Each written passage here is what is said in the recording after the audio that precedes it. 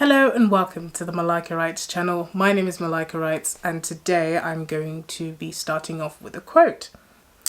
The ultimate measure of a man is not where he stands in times of comfort and convenience, but where he stands at times of challenge and controversy. Martin Luther King. That where in that quote is where I want to draw the attention to in this video. Because today we'll be talking about what you believe and your ethos and where you decide to put yourself in situations. Do you stand by your beliefs or do you falter when it's convenient and therefore damage your integrity? So I'm going to be talking about this through the lens of A Kingdom of Heaven, directed and produced by Ridley Scott and written by William Monahan. The main character is Balian, a blacksmith turned knight during the time of the Crusades. We follow him as he goes through the city of Jerusalem and he wrestles with his faith, and he's coming to Jerusalem at a time where the Muslim army led by Saladin is almost at the doorstep of Jerusalem and demanding that the city be turned over to them.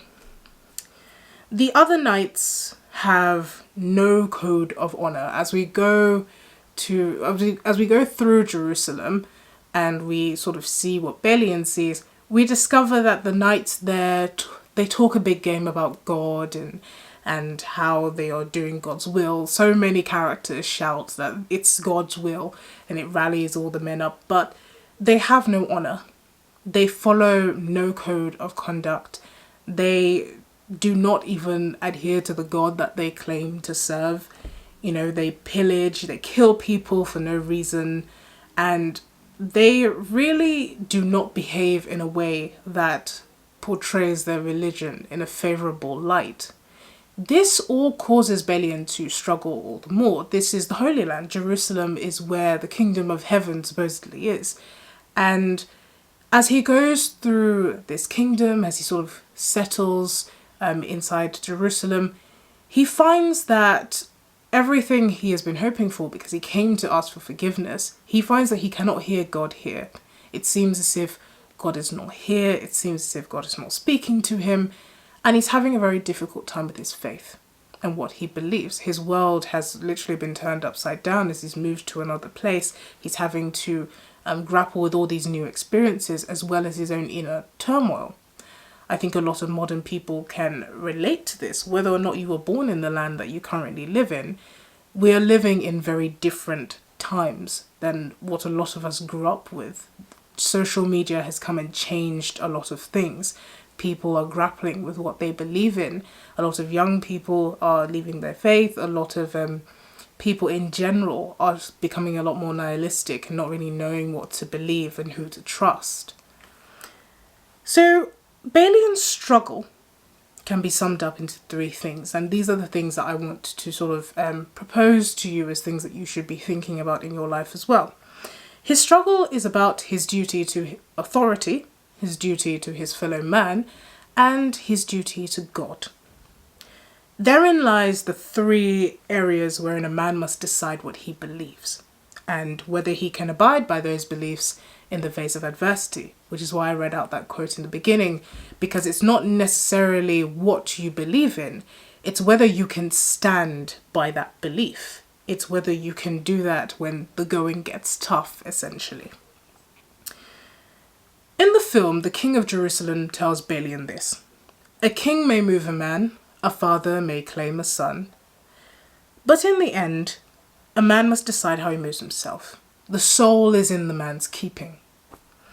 Whether or not you believe in God, judgment is very real and it comes for us all in the end. History judges us all. History has its eyes on us all. Whether or not you lived an honourable life will not necessarily be in your ability to tell. Other people will judge your actions and they will be the ones who say whether you lived an honourable life.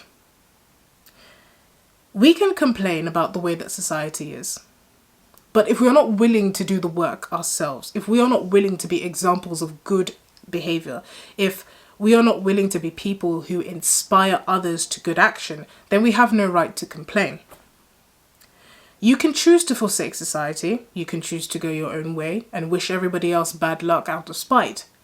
Or you can choose to pick up your cross and you can choose to bear it like an adult. You can choose to wrestle with what you believe in, with the things that you accept as truth. And when you have found them to be sound, you can choose to stick by them and abide by them and live your life according to the principles that you have decided to take on as yours. Because history does not remember the faceless and nameless ones who fell by the wayside. It remembers those who stood, who honoured their code of conduct.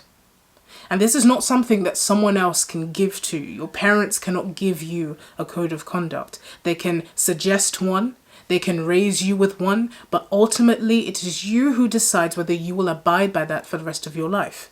And this is something every human being has to grapple with. We all have to decide what we believe, what we're willing to abide by.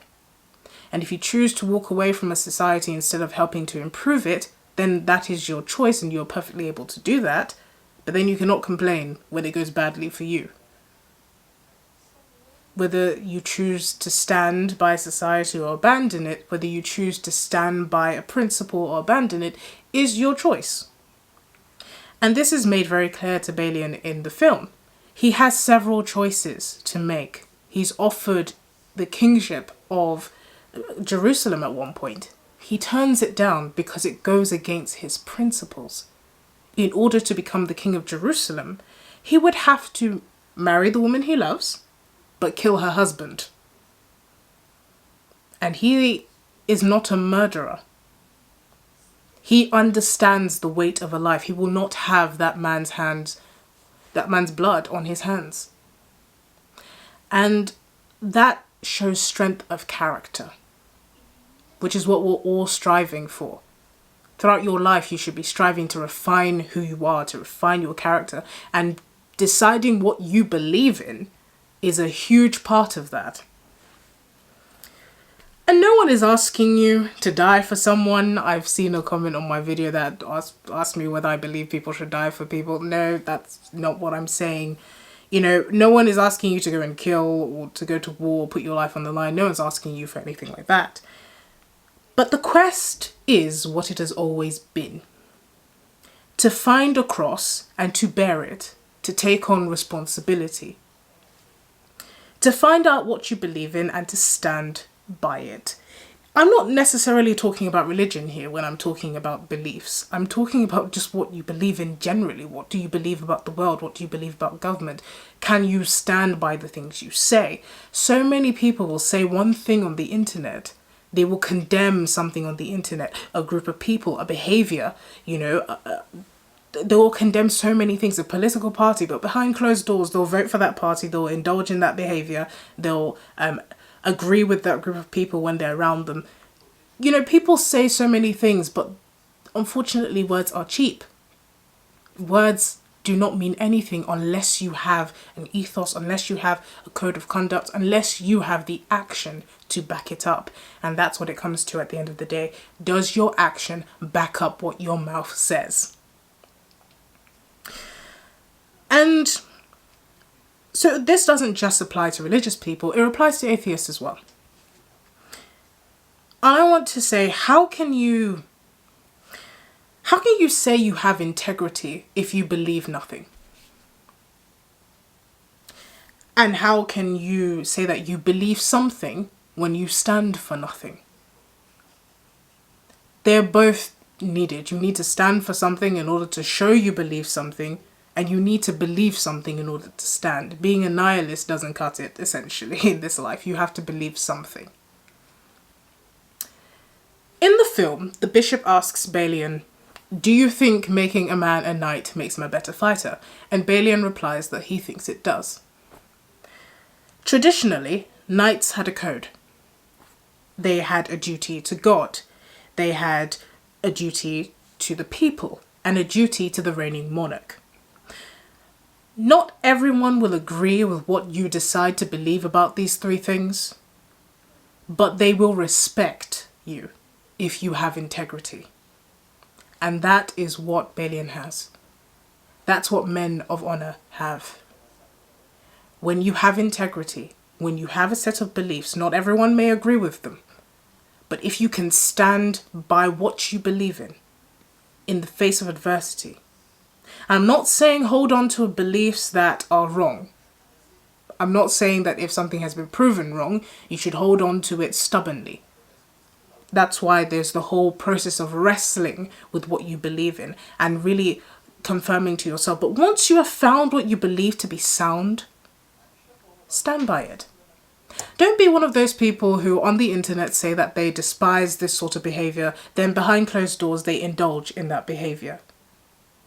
We don't need hypocrites. Everyone is hypocritical to some extent, but we don't need that kind of hypocrisy. Society was not made by those who decide to forsake it. It was made by those who decided to pick up a cross and bear it and to keep going. Those who did not look at problems and feel defeated by them, but those who looked at problems and tackled them head on and decided they will not be one of the masses, they will be the exception. Those are the people who move society. Those are the people who complain because they're doing something. They're not sitting there on the internet complaining about how society has gone wrong. They look for solutions. And that's what Balian does. He guarantees the safety of all the Jews and the Christians who leave Jerusalem, and he surrenders the city to Salah-ad-Din. But he protects the people. And that's the thing.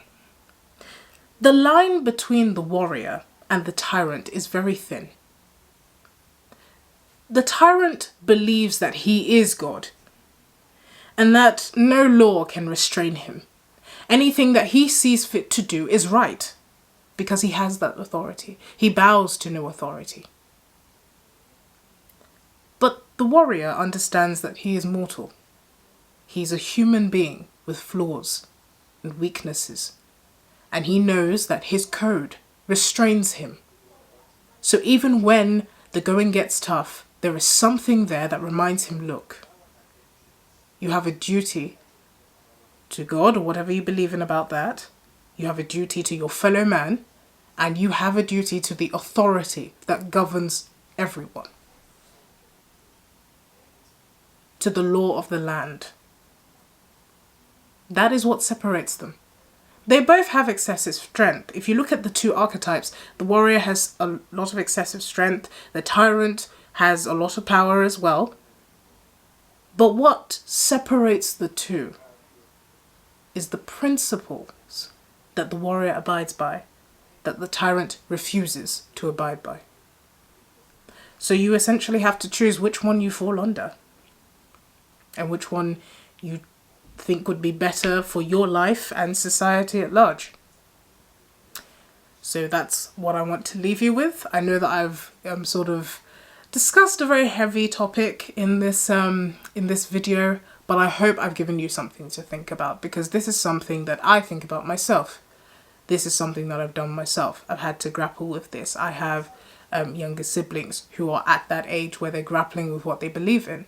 You know, so this is not something that I'm just talking and necessarily using mythology. I've watched the film recently and I thought this would be a good video to make because it brought me back to that time where